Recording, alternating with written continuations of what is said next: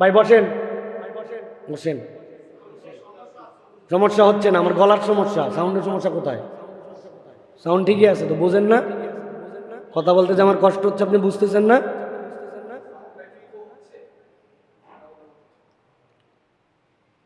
কথা শেষ করে দিই তাহলে। সুবহানাকাল্লাহুম্মা বিহামদিকা আশহাদু আল্লা ইলাহা ইল্লা আনতা আস্তাগফিরুকা ওয়া আতুবু ইলাইক। আসসালামু আলাইকুম ওয়া রাহমাতুল্লাহি ওয়া বারাকাতুহু।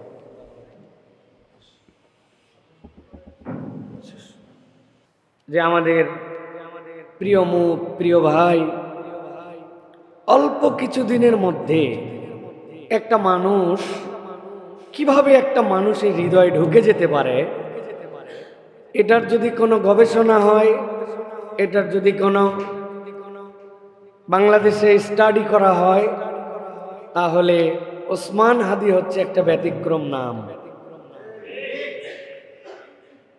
বিপ্লবী যারা হন তারা যুগে যুগে এভাবেই টিকে থাকেন। ছোট্ট হায়াত পাওয়ার পরে মানুষ এমনভাবে অন্তরে তাকে ঢুকায় নেয়, দীর্ঘ হায়াত দ্বারাও সেটা সম্ভব হয় না। এই জন্য আমরা কিছু কথা বলবো আজকে ইনশাআল্লাহ। তবে তার আগে আপনাদের কাছে আজকে জুমা পূর্ব সংক্ষিপ্ত অধিবেশনে আমি যে বিষয়টি আজকে বলবো আশা করেছি, সেটি হচ্ছে যে আমাদের যে সমাজ, আমাদের যে জেনারেশন, আমাদের যে ইয়াং প্রতিনিধিত্ব করছেন, এই মানুষগুলো নিজেদেরকে পরিচয় দেন মুমিন, কিন্তু মুমিনের একটা বড় পরিচয় হচ্ছে মুমিন কখনো ভীরু হয় না, মুমিন সাহসী হয়। বাই ন্যাচারালি ঈমান আপনার ভিতরে সাহস দেয়। মুমিন কাপুরুষ হতে পারে না, মুমিনের নেচারটাই হচ্ছে সে হবে সাহসী। বিষয়টা যদি ব্যাখ্যা করা হয় তাহলে এইরকম ভাবে আমরা বলতে পারি, সূর্য যদি ওঠে আর মেঘ ভেদ করে যদি দুনিয়ায় আসে, তাহলে প্রতিবন্ধকতা না থাকলে সূর্য আপনাকে আলোকিত করবে, এটাই সূর্যের নেচার। সন্ধ্যা যদি লাগে, সূর্য যদি অস্তমিত যায়, রাত কালো, এটাই রাতের ধর্ম। তো মুমিনের ঈমান তাকে এমন ভাবে আলোকিত করবে, মুমিন ন্যাচারালি যদি তার মধ্যে ঈমান থাকে সাহসী হবে। সুবহানাল্লাহ। কিন্তু আমি জিজ্ঞাসা করতে চাই, আমাদের যে ঈমান আর যে মুমিনের দাবি, এতে কি মনে হয় যে আমরা সাহসী মুমিন? মনে হয়? হয় না। আপনাদের হতে পারে, আমার হয় না। আমার ঈমানের দুর্বলতা আছে। আজকে মূলত যেটা বলতে চাই, সাহসী মুমিন আল্লাহর জন্য যদি নিজেকে নিবেদিত করতে চায় এবং তার ব্যাটারি যদি রিচার্জ করতে চায়, 60টা তার জন্য আমল এবং দিক নির্দেশনা আছে। এইটা তার জীবনে না থাকলে ওই মুমিন যতই বলুক আমি সাহসী, যতই বলুক আমার ঈমান ঠিক আছে, আসলে সে সাহসীও নয়, তার ঈমানের মূল্যায়ন হয় নাই। সুতরাং আজকের আলোচনার একদম সংক্ষেপ বলবো, সাহসী মুমিন আল্লাহর জন্য নিজেকে নিবেদিত করার 60টি আমল এবং দিক নির্দেশনা। কোন মুমিন যদি শপথ নিয়ে এই 60টি বিষয়ের মধ্যে নিজেকে নিমজ্জিত করতে পারে, সে আর সাধারণ মুমিন থাকবে না, সে একজন ব্যতিক্রম মুমিন হবে ইনশাআল্লাহ। প্রিয় ভাইয়েরা, আমি আপনাদের কাছে কোরআনের একটা আয়াত তেলাওয়াত করেছি, সূরা আল মায়েদার 8 নম্বর আয়াত। আল্লাহ রাব্বুল আলামিন সেখানে বলেছেন ঈমানদারের একটা অবস্থান থাকবে। কি থাকবে? একটা অবস্থান থাকবে। কোন পক্ষে সে থাকবে তার একটা অবস্থানের ঘোষণাপত্র থাকবে। আল্লাহ বলছেন, ইয়া আইয়ুহাল্লাযীনা আমানু কুনু কাওয়ামিনা লিল্লাহি শুহাদাআ বিল কিসত ওয়া লা ইয়াজরিমান্নাকুম শানানু কওমিন আলা আল্লা তা'দিলু ই'দিলু হুয়া আকরাবু লিত্তাকওয়া। আল্লাহ বলছেন, তুমি যদি নিজেকে ঈমানদার দাবি করো, মুমিন দাবি করো, তোমার মুখের দাবি তো হবে না কুনু কাওয়ামিনা লিল্লাহ, আল্লাহর জন্য তোমাকে সতের উপরে, সততার উপরে, আদালতের উপরে তোমার অবস্থান হতে হবে। তুমি মুমিন পরিচয় দিবা, তোমার সাথে ন্যায়ের সম্পর্ক থাকবে না, আদর্শের সম্পর্ক থাকবে না, আল্লাহর জন্য তোমার আদালত ইনসাফ থাকবে না। এইটা কোনো মুমিনের পরিচয় হতে পারে না। মুমিন পরিচয় দিবে, আল্লাহ বলছেন তোমরা আদালতের উপরে থাকবে। আল্লাহ বলছেন কোনো কওমকে যেন ভয় ভীতির কারণে, প্রভাব প্রতিপত্তির কারণে তোমাদেরকে যেন আদালত আর ইনসাফ থেকে সরাই না দেয়। তুমি যদি আদালতের উপরে না থাকো, তুমি ইসলামের উপরে নাই। তুমি যদি ইনসাফের উপরে না থাকো, তোমার মুমিন পরিচয়ের উপরে তুমি নাই। সুতরাং মুমিন, ইনসাফ, আদালত, এটা হচ্ছে পরিপূরক শব্দ। মুমিনের ইনসাফ, আদালত পরিপূরক শব্দ। এটা মাথার মধ্যে আপনাকে প্রথমে ঢুকায় রাখতে হবে। এরপরে যেই নির্দেশনা 7টি আমাদের জন্য দরকার, তার প্রথম যেটি দরকার নিজেকে সাহসী করে তোলার জন্য, সেটা হচ্ছে নীরব ইখলাস। মানব জীবনের সবচেয়ে গুরুত্বপূর্ণ নীরব ইখলাস। কেউ জানে না যা আল্লাহ জানেন তা। এই নীরব ইখলাস যদি কারো ভিতরে না থাকে, তাহলে দুনিয়ার যত লৌকিকতা, বাহ্যিকতা, বাহিরের দেখানো, এগুলো আল্লাহর কাছে একটাও অ্যাকসেপ্টেড হবে না। সুতরাং মুখস্থ করে ফেলতে হবে, আমার ইখলাসটা হবে নীরব। কেউ জানে না যা আল্লাহ জানেন তা। এইটা ঘোষণা দিয়ে নাই, এটা নীরবে তার দিল থেকে আসতে হবে। আল্লাহ রাব্বুল আলামিন বলছেন ওয়াসিররু কাওলাকুম আও ইজহারু বিহি ইন্নাহু আলিমুম বিযাতিস সুদূর। নিশ্চয় জেনে রাখো, তুমি যা মুখ দিয়ে প্রকাশ করো আর যা প্রকাশ করো না, আল্লাহ বলছেন আল্লাহ সব বিষয় জানেন। ইন্নাহু আলিমুম বিযাতিস সুদূর। তোমার অন্তরের ভিতরে যা হয় সেইটার খবরও জানেন যিনি, তিনি কে? আল্লাহ রাব্বুল আমিন এই জন্য বলছেন আলা ইয়ালামু মান খালাকা ওয়া হুয়াল লাতীফুল খবীর। যিনি সৃষ্টি করেছেন তিনি কি জানেন না? আল্লাহ বলছেন যিনি সূক্ষ্মাতি সূক্ষ্ম, সব বিষয়ে খবর রাখেন। আল্লাহ কোরআনে এই জন্য বলছেন হুয়াল্লাযী জাআলা লাকুমুল আরদা যালুলা। আল্লাহ তোমাদের জন্য জমিনটাকে বৃহৎ করে দিয়েছেন, অনেক বড়। ফামশু, তোমরা চলাফেরা করো, ফি মানাকিবিহা, এই উন্মুক্ত জমিনে তুমি চলাচল করো, এইটা বিশাল প্রশস্ত তোমার জন্য। ওয়াকুলু মির রিজকিহি, আর তার রিজিক থেকে তুমি তালাশ করো। তবে জেনে রাখো ওয়া ইলাইহিন নুশুর, আল্লাহ তোমারে একবারে ছেড়ে দেন নাই, আল্লাহর কাছে তোমাকে ফেরত আসতে হবে। 3টা আয়াত এই জায়গায়। একটা হচ্ছে আল্লাহ রাব্বুল আমিন সৃষ্টি করেছেন, আল্লাহ সব জানেন, আল্লাহ সূক্ষ্মাতি সূক্ষ্ম বিষয়ে খবর রাখেন।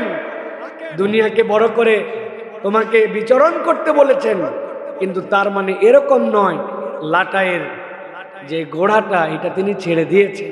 ওয়া ইলাইহিন নুশুর। কোনো মানুষ যদি নীরবে তার ইখলাস ঠিক করে নিতে পারে যে আমার যা কিছু সব আল্লাহর জন্য নিবেদিত, আমার খুলুসিয়াত আছে, ওর থেকে বেশি সাহসী এই দুনিয়ায় আর কেউ হতে পারবে না। সে হবে চূড়ান্ত সাহসী একজন মানুষ, মুমিন। তাহলে প্রথমটা হচ্ছে নীরব ইখলাস। বলেন ইখলাস। নবী করিম সাল্লাল্লাহু আলাইহি ওয়াসাল্লাম থেকে এ বিষয়ে অনেক কথা আসছে। নবীজি বলছেন ইন্নাল্লাহা লা ইয়ানজুরু ইলা সুওয়ারিকুম ওয়ালা ইলা আজসাদিকুম ওয়ালাকিন ইয়ানজুরু ইলা কুলুবিকুম ওয়া আমালিকুম। আল্লাহ তোমার শরীরটা কত বড়, চেহারাটা কত ঢকঢাক, পোশাকটা কত ফিটফাট, আল্লাহ এগুলো দেখেন না। আল্লাহ বলছেন আল্লাহ দেখেন যে তোমার আমলটা কেমন আর তোমার অন্তরটা কেমন। এই জন্য অন্তরটা আল্লাহর জন্য নিবেদিত না হলে উপরের ফাঁপড় বেশি দিন কাজ করে না। এই জন্য প্রিয় ভাইরা, নীরবে নিবৃতে নিজের ইখলাসকে পুনর্মূল্যায়ন করতে হবে। এটা হচ্ছে ইসলামে শক্তিশালী হওয়ার প্রথম সোপান। এটা বীজ, কোন বীজ বপন করছেন এটা খুব গুরুত্বপূর্ণ। আমাদের সব ক্ষেত্রে পড়া লেখা, আমল, এলেম অর্জন, দাওয়াত, তাবলীগ, সব ক্ষেত্রে এই নীরব ইখলাসে আমাদের ঘাটতি হয়ে যাচ্ছে। এই জন্য আমরা প্রকৃত শক্তিশালী হতে পারছি না। এটা গেল 1 নম্বর। প্রিয় ভাইয়েরা, একটা বিষয় এক্ষেত্রে আমাদের জন্য জরুরি, সাহস মানে কিন্তু সবসময় সামনে আসা নয়। এমন কত সাহস আছে নীরবে আল্লাহর জন্য কাজ করতে পারাও সাহস। আপনাকে উস্কায়, যা করবি সব দেখাবি, আপনাকে উস্কাবে, কিন্তু আপনি সাহস করে সামনে না এসে সাহস করে নীরব এবং গোপন রাখা, এটাও অনেক সময় সাহস। এটাকে আমরা মনে করতেছি অনেক সময় ভীরুতা, না জানান দেওয়াকেই মনে করতেছি গোপনীয়তা। এটা বোধহয় আমার পিছিয়ে পড়া না। সব সময় সাহস মানে সামনে আসা নয়, নীরবে নিবৃত্তে ব্যাকগ্রাউন্ডে অনেক কাজ করাও সাহস। সুতরাং এই ক্ষেত্রেও আমাদেরকে সতর্ক হতে হবে। 2 নম্বর, অন্তরের জিহাদ। এটা হচ্ছে মানুষকে সাহসী করে, নিজেকে থামানোর সাহস। অন্তরের জিহাদ মানে কি? নিজেকে থামানোর সাহস। ফুল স্টপ দিব কোথায়, এইটাকে নিজের ক্ষেত্রে মূল্যায়ন করতে শেখা, এটা হচ্ছে নিজেকে সাহসী করে অন্যরকম ভাবে মানুষকে। আল্লাহ কোরআনে বলেছেন সূরা নাজিয়া 40 এবং 41 নম্বর আয়াতে, وَأَمَّا مَنْ خَافَ مَقَامَ رَبِّهِ وَنَهَى النَّفْسَ عَنِ الْهَوَى فَإِنَّ الْجَنَّةَ هِيَ الْمَأْوَى। আল্লাহ বলছেন যে নিজের আত্মনিয়ন্ত্রণ করে নিজের নফসকে থামায় দেয়। কিভাবে থামায়? নফস চায় এইটা কর, আল্লাহ বলছেন এইটা কর। দুইটা জায়গায় তার কনফ্লিক্ট তৈরি হয়। আল্লাহকে ততদূর পর্যন্ত মানে যতদূর পর্যন্ত তার মন চায়। যেখানে যে দেখে আমার মনের সাথে মিলে না, সমাজের সাথে মিলে না, আল্লাহকে সেখান থেকে বাইপাস করে দেয়, নফসের অনুসরণ করে। এই রোগে রোগাক্রান্ত আমাদের কম বেশি আমরা সবাই, ঠিক না ভাই? কম বেশি সবাই আমরা। আমি যেখানে মনে করছি আমার এই পর্যন্ত আল্লাহ লাগে, আমি আল্লাহ নিয়েছি, যেখানে যে আল্লাহ শেষ আমার মনে হয়েছে না। আমার নফস এখন সমাজ এইটা বলে, চাহিদা এইটা দেয়, আমি সেইটা বাস্তবায়ন করি। আপনি যদি আমাদের সমাজে দেখেন, প্রত্যেকটা ক্ষেত্রে এরকম লোক খুঁজে পাওয়া যাবে। কোনো মরা বাড়িতে যাওয়ার সময় মহিলারা পর্দা পুশিদা করে যায়, ওই মহিলাই আবার বিয়ে বাড়িতে যাওয়ার সময় এমন বেহায়া হয়ে যায়, আছে না ভাই? রমজানের শেষ দিন পর্যন্ত তার আল্লাহর জন্য ডেডিকেশন একরকম, আর পহেলা শাওয়ালে ঈদের দিনে তার ডেডিকেশন আরেক রকম। ওই মানুষটাই উল্টা হয়ে গেছে, 360 ডিগ্রি ঘুরে গেছে। আল্লাহ বলছেন তোমার এই সাহস তোমাকে কখনো সামনে নিতে পারবে না যতক্ষণ পর্যন্ত তোমার নফসকে তুমি নিয়ন্ত্রণ না করবি। এই জন্য প্রিয় ভাইরা, অন্তরের জিহাদ, নবীজি বলছেন আল মুজাহিদু মান জাহাদা নাফসাহু ফি তাআতিল্লাহ। আল্লাহর অনুসরণে যে নিজের নফসকে লাগায় দেয়, প্রচেষ্টা করায়, ওইটাই হচ্ছে প্রকৃত মুজাহিদ, ওইটাই হচ্ছে জিহাদকারী। এই জন্য প্রিয় ভাইরা, আজকের যুগে অনেক জিহাদ আছে, একটা জিহাদ শুধুমাত্র 24 ঘন্টা করে দেখেন কিরকমভাবে নফস পরিবর্তন হয়। হারাম দেখবো না, চোখ দিয়ে হারাম দেখবো না, কি অনলাইন কি অফলাইন, দেখেন কি ঠেলা, নিজের মধ্যে কি পাওয়ারফুল রিচার্জ হয়, নিজের জীবন কিভাবে সাহসী হয় আপনি টের পাবেন। কিন্তু চলতে বিলবোর্ড দেখি, রাস্তায় পোস্টার দেখি, মোবাইলে ওয়াজ দেখি, ওয়াজের মধ্যে বিজ্ঞাপন দেখি, সুযোগ পাইলে আকর্ষণীয় থাম্বনেল দেখলে ওইটার মধ্যে ক্লিক করে দেখি, ইউটিউব দেখি, ফেসবুক দেখি, মানে আমার যত ধরনের গুনাহ এর সবগুলির ইনপুট আমার চোখ এখন। এই জন্য নিজেকে, অন্তরকে থামানোর সাহস, এটা হচ্ছে নিজের সাথে নিজের জিহাদ। এইটা যদি না থাকে তাহলে এইটা প্রকৃত সাহসী মানুষ হতে পারবে না। এটা আল্লাহ রাব্বুল আলামিনের ঘোষণা প্রিয় ভাইরা। এই জন্য আমাদের 2 নম্বর মনে রাখতে হবে যে জিহাদটা আমার অন্তরের সাথে করতে হবে সবার আগে, যে আমার অন্তরকে আল্লাহর দিকে আমি মুখাপেক্ষী করতে পেরেছি কিনা। 3 নম্বরে, একা হলেও হকের পক্ষে থাকা। আপনি একা, কেউ আপনার সাথে নাই, কিন্তু আপনি হকের পক্ষে আছেন।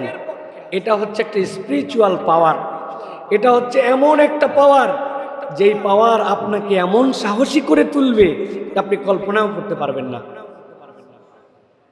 কোরআন আমাদেরকে বলছে আল্লাযীনা ক্বালা লাহুমুন নাস ইন্নান নাসা ক্বাদ জামাউ লাকুম, একদল লোক নবীজি সাল্লাল্লাহু আলাইহি সাল্লাম পাঠিয়ে দিলেন তাদেরকে জিহাদের জন্য। তারা সংখ্যায় 70 জনের মতো কাফেলা।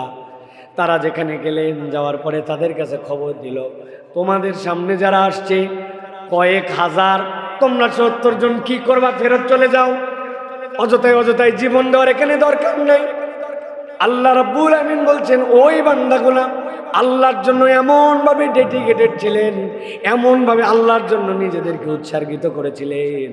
আল্লাহ কোরআনে তাদের কথা উল্লেখ করেছেন, আল্লাযীনা ক্বালা লাহুমুন নাস ইন্নান নাসা ক্বাদ জামাউ লাকুম, তোমাদের জন্য বহুত মানুষ এক হয়ে গেছে, ফাখশাউহুম, তাদেরকে ভয় করো, অযথা অযথা নিজেদের জীবন বিলায় দিও না। আল্লাহ বলছেন এই কথা শোনার সাথে আগুনের মধ্যে পেট্রোল পড়লে যেরকম দাউ দাউ করে জ্বলে ওঠে, আল্লাহ বলছেন ওই মানুষগুলার ঈমান এমন ভাবে বেড়ে গেল, ফাযাদাহুম ঈমানা ওয়া ক্বালু হাসবুনাল্লাহু ওয়া নি'মাল ওয়াকিল। তাদের ঈমান এমন বাড়লো, তারা বলল আল্লাহ ছাড়া কারো প্রতি আমাদের ভরসা নাই, ভালো মন্দ করতে পারেন একমাত্র আল্লাহ। আল্লাহ বলছেন আমি তাদের কথা উল্লেখ করে দিয়েছি কোরআনে যে একদম ছোট দল, কিন্তু কিসের উপরে অটল অবিচল? তারা হকের পক্ষে ছিল। হকের পক্ষে থাকার একটা শক্তি আছে, দিলের মধ্যে একটা জোর আছে, আপনার মধ্যে একটা হিম্মত আছে যে আমি ন্যায়ের পক্ষে, কেউ নেই তাই কি, আমি আছি ঠিকই। এই মানুষদেরকে আল্লাহ রাব্বুল আলামিন সাহসী করে দেন, সম্মানিত করে দেন।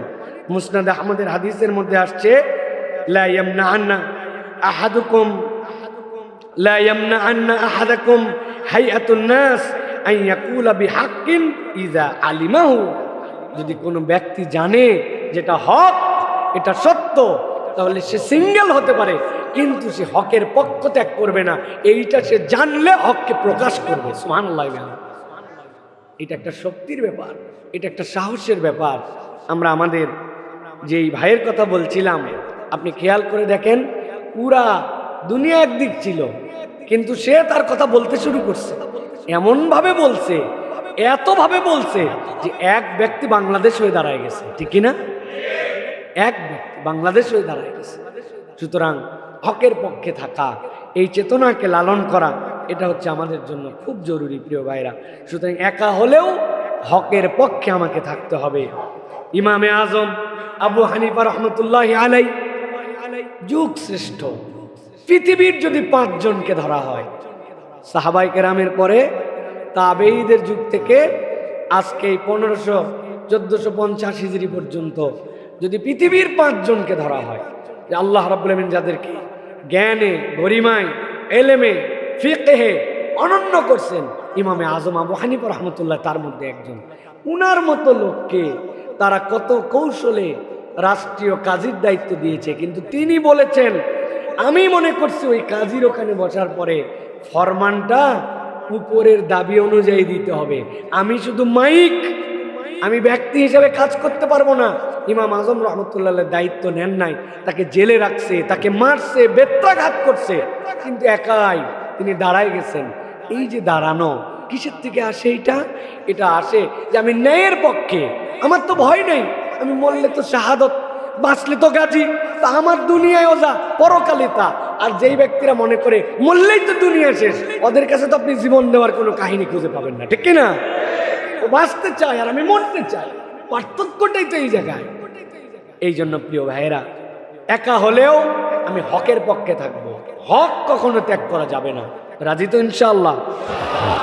প্রিয় ভাইয়েরা, 4 নম্বরে দোয়াকে অস্ত্র বানানো। ইমানদারের দায়িত্ব হচ্ছে সে যখন দোয়া করবে, এই দোয়াগুলা তার জন্য অস্ত্র হবে। এই জন্য বলা হয় যে আনকমন স্পিরিচুয়াল উইপন, এমন একটা স্পিরিচুয়াল আপনার কাছে হাতিয়ার আছে যেটা এত পাওয়ারফুল যে নবী বলছেন আদ-দুআ সিলাহুল মুমিন, মুমিনের জন্য এটা ঢাল স্বরূপ, সিলাহ তোমার জন্য এটা অস্ত্র স্বরূপ। এটা হচ্ছে আল্লাহ রাব্বুল আলামিনের পক্ষ থেকে বান্দাদের জন্য দেওয়া নিয়ামত। আল্লাহ কোরআনে বলেছেন, وَإِذَا سَأَلَكَ عِبَادِي عَنِّي فَإِنِّي قَرِيبٌ أُجِيبُ دَعْوَةَ الدَّاعِ إِذَا دَعَانِ فَلْيَسْتَجِيبُوا لِي وَلْيُؤْمِنُوا بِي لَعَلَّهُمْ يَرْشُدُونَ। আল্লাহ বলছেন, ও ঈমানদারেরা, তোমরা নবীর কাছে এসে জিজ্ঞাসা করো আল্লাহর ব্যাপারে। আল্লাহ রাব্বুল আলামিনের ব্যাপারে নবী আপনি জানাই দেন যে আমি আমার বান্দার খুবই নিকটে, খুবই কাছে। কত কাছে? আল্লাহ বলছেন উজিবু দাওয়াতাদ দাঈ। এই দাওয়া এখানে এটা এক বচন। আল্লাহ বলছেন সিঙ্গেল একজন কেউ যদি সিঙ্গেল একটা বিষয়ে পৃথিবীর কোথাও থেকে আমাকে ডাকে, উজিবু দাওয়াতাদ দাঈ, ডাকলে ইদা দাআন, ইজা মানে তৎক্ষণাৎ, যখনই ডাকে তখনই তিনি তার উত্তর দেন। সুবহানাল্লাহ। কোন উত্তর আল্লাহ বাদ দেন না, যা ডাকে সে। আল্লাহ রাব্বুল আলামিন বলছেন ফালিয়াস্তাজিবু লি ওয়া লিউমিনু বি লাআল্লাহুম ইয়ারশুদুন। আল্লাহ বলছেন তোমাদের দায়িত্ব হচ্ছে নিঃসংশয়ে আল্লাহকে বিশ্বাস করা, এটা তোমাদের দায়িত্ব। আল্লাহ বলছেন যাতে তারা সৎ পথে আসতে পারে। এখন আমাদের সমস্যা হচ্ছে আমরা দোয়াতে আল্লাহর প্রতি ভরসা পুরাটা করি না। দোয়াটা আমাদের ঠোঁটের দোয়া হয়েছে, দোয়াটা আমাদের উচ্চারণের দোয়া হয়েছে, দোয়াটা আমাদের হৃদয়ের আকুতি হয় নাই। আমি কতবার বলেছি যে কিভাবে আল্লাহ দিবে বলেন তো ভাই, দেয়টা কেমনে? আমাদের দোয়াটাই বেয়াদবি। কিভাবে দোয়া বেয়াদবি? আমি অনেক জায়গায় উদাহরণ দেই। এক লোকের বয়স 70 বছর, এই লোকের একটা বয়স্ক ভাতার সার্টিফিকেট লাগবে। এই বয়স্ক ভাতার জন্য ইউনিয়ন পরিষদ বিভিন্ন জায়গায় চেয়ারম্যান তার জন্য সার্টিফিকেট দেয় না, যে এই বয়স হয়েছে এই লোককে বয়স্ক ভাতা দেওয়া হোক। এখন ওই লোক চেয়ারম্যানের কাছে গেছে, যাই তার কাছে তো মনের কথাটা বলতে হবে এবং তার থেকে একটা অনুমতি প্রার্থনা করতে হবে। যাওয়ার পরে দেখে চেয়ারম্যান ব্যস্ত, অনেকক্ষণ পরে অনুমতি দিছে, ঠিক আছে চেয়ারম্যান ফ্রি হয়েছে, আপনি যান, যে আপনার কথা বলেন। তার কি দরকার ভাই? বয়স্ক ভাতার সার্টিফিকেট। এখন ওই লোক গেছে, যাওয়ার পর চেয়ারম্যানের কাছে সালাম দিছে, আসসালামু আলাইকুম রহমতুল্লাহ, চেয়ারম্যান সাহেব আমার নাম আব্দুল গফুর, আমি কিন্তু বয়স হয়ে গেছে 70, আমার কিন্তু একটা বয়স্ক ভাতার সার্টিফিকেট দরকার, দ্রুত আপনি ব্যবস্থা করে দেন। গেলাম, আসসালামু আলাইকুম। চেয়ারম্যান জিজ্ঞাসা করছে পাগলাটা কে রে, কোত্থেকে আসলো, কি বলে গেল? ওই বলতেছে যে বয়স্ক ভাতার সার্টিফিকেট দরকার, আপনার কাছে আবেদন দিয়ে গেল, দেখছেন না ওর তাড়াহুড়া আছে, এই জন্য আপনার কাছে বললো। চেয়ারম্যান বলবো ওর বয়স্ক ভাতা তো দূরের কথা, ওই জানে ইউনিয়ন পরিষদের আশপাশে যেন আর না আসে। এরকম করে এই মানুষটুকুই বলবে যখন আপনি তার সাথে আচরণ করবেন। ধরেন